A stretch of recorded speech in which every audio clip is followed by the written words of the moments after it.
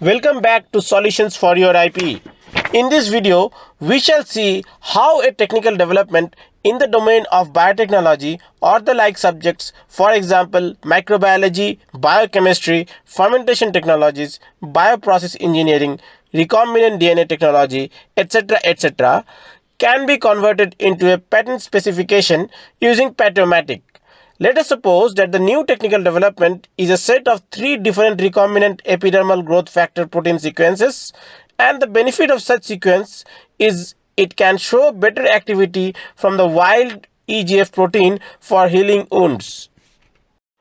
Accordingly, we shall see how we can make and convert this particular technical development, that is, these recombinant epidermal growth factor protein sequences, in short EGF protein sequences, into an invention through PATEOMATIC.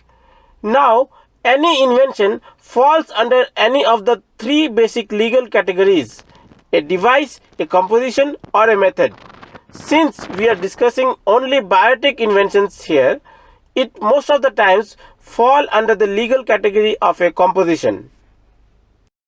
Alright, any technical development definitely has a pre-existing underlying problem as the reason for the new technical development. Therefore, an invention is always looked at from the perspective of a pre-existing problem. The solution thereof is your invention. In this case, since you developed recombinant EGF protein sequences, the problem, you might possibly say, is the absence of an effective EGF protein, or that the limited capacity of wild EGF proteins to heal wounds. But please introspect, if at all there is any EGF formulation available in the market today. You might realize that although the wound healing capacity of EGF protein is technically known, there is no commercial EGF formulation available in the market today at all. That is because the EGF protein is so unstable that it has not been possible to make stable formulations with the EGF protein. Hence, the actual problem is non-availability of stable and active commercial formulations with EGF till date. So, the problem is now defined. The solution to the said problem is to make stable formulations of the present recombinant EGF protein sequences with appropriate stabilizing components. Thus, now we land into our basic definition of our invention. The big question, what did you invent?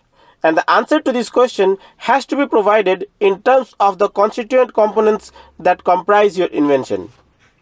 Accordingly, from the basic ingredient, that is new recombinant EGF protein developed by you, your invention could be possibly new EGF formulations including appropriate selected stabilizers and preservatives with the aid of a pH regulator and a humectant, further also including an immune modulator that accelerates the wound healing mechanism. Thus, the terms pH regulator, humectant, immune modulator are coined to capture a wide ambit of your invention, which might not always be possible to quote such general terminology. Instead, you can only limit the definition of your invention as its respective constituent components with the specific names of the ingredients that you have actually formulated with.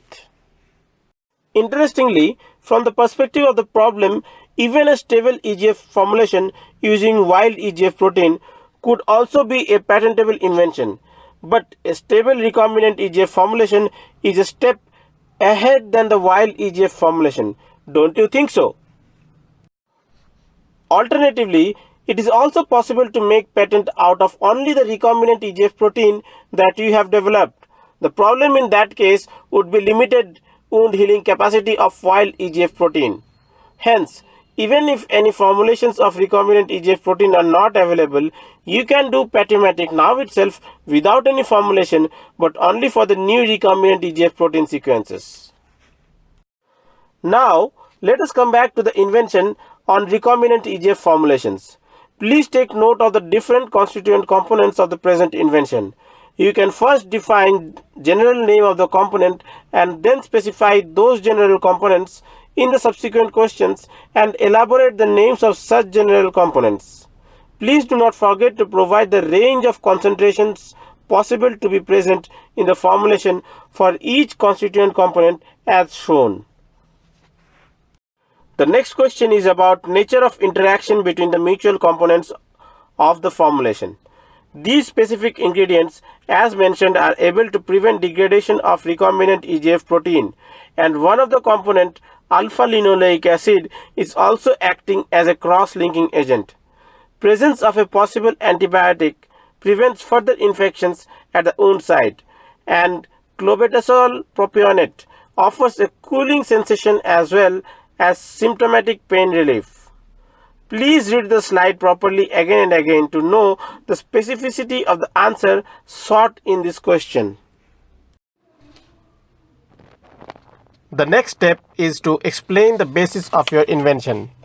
In this case, the recombinant EGF proteins has been developed from corresponding recombinant genetic sequences developed through site-directed mutagenesis with the objective of increasing the receptor binding capacity of the EGF protein. After having defined the invention, its constituent components and its basis, it is time to show how did you make your invention and does your invention really works as you claim it to be. This is the most crucial requirement in your patent specification and so the most important part of PATEOMATIC. I repeat my request and urge you to read the slides again and again to know the specificity of the answer needed in each of these questions. Note the various working examples from the beginning as to how to make the recombinant EGF protein using recombinant DNA technology. Each working example has to be explained to the minimum level so that a prospective reader can perform your experiments after reading your patent specification and reproduce the same. So it is preferable that you elaborate as much as possible in this part. I also request you to observe the sequence of working examples and the relevance of each working example to establish that your invention has been made and then also proved it to be actually working. Only the basic points have been captured in the slide. Your attention is also sought to the figure numbers so mentioned in the corresponding specific experiments. Please upload the figures provided in the subsequent question, and at the same time do not forget also to write in the example which figure is being discussed.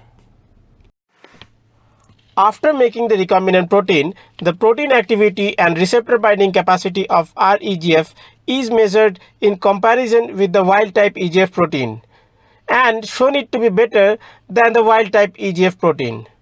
Now, this is what is called as presenting a comparative data. Then it is followed by making at least 10 different recombinant EGF formulations with different constituent components of the invention as defined earlier so that the stability and potency of the REGF in these formulations can be tested for different time periods at different temperature ranges as shown here. For your convenience, it is suggested that you upload the answer to this question all in a single Word file, keeping it ready for attachment and uploading into PATEOMATIC at once. This is the end of section 1. After having discussed section 1, now we will discuss about both the sections before and after your invention together.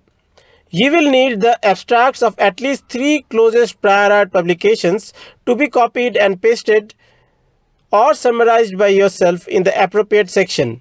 These prior arts will help you determine the problem statements. Please remember that the identification of problem statements is very crucial. Accordingly, in the context of this present invention of recombinant EGF proteins, the problem statements are: number 1, unstable nature of epidermal growth factor protein. Number 2, pathogenic infection of burn wounds. Number 3, accelerated regeneration of burn wounds. Please note that the problem statements have been given in one sentence only or within a phrase only. Therefore, it is suggested that you provide the problem statements for your invention within either a single sentence or a couple of phrases at the very best. Referring to problem number 2 again, please note how an inclusion of an antibiotic in the formulation of recombinant EGF protein actually helped us to define an additional problem statement, that is pathogenic infection of burn wounds. Similarly, the biggest advantage of this formulation is the ability to recover from even third-degree burn wounds within 7 to 10 days as against 60 to 90 days in general circumstances with the available formulations. Hence, another problem is easily identified, that is accelerated regeneration of burn wounds through this present recombinant EGF protein formulation.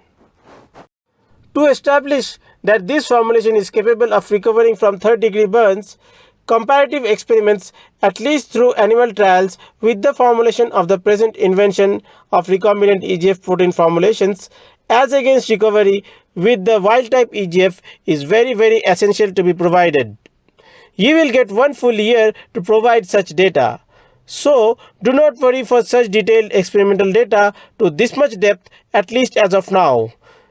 Just proceed to make your patent specification through PATEOMATIC only with the limited experimental details that you already have, and the rest of it may be provided in this additional span of 1 year. At the end, there are 3 simple questions relating to the field of your invention, and it is explained how to provide these answers specifically, each in a single phrase or a few words as applicable. Last but not the least, note the conclusion box. Referring back to the constituent components of your invention, under the question "What did you invent?", all these constituent components must not be disclosed in a single prior publication. At the same time, all these constituent components must not be disclosed in combination of 2 or more prior publications intended for the same purpose. If and only if the answer to both these questions are no, then your technical development is patent eligible. However, please provide your true opinion about these 2 questions without worrying much about its answer. We will take care to make your technical development patent eligible through our legal contributions in due course. Therefore, please do not hesitate to undertake PATEOMATIC for want of future developments or detailed technical experiments pending to be done or contemplated to be done. PATEOMATIC does not cost you any money, so do PATEOMATIC now itself with whatever technical subject matter that you process at present. We will also provide our expert review on your patent specification to make it better and better, generated through PATEOMATIC absolutely for free. But unless you disclose whatever you have done still now, you will only keep pondering without having any output at all. So, right here, right now, think patent, be patient, do PATEOMATIC. Happy patenting!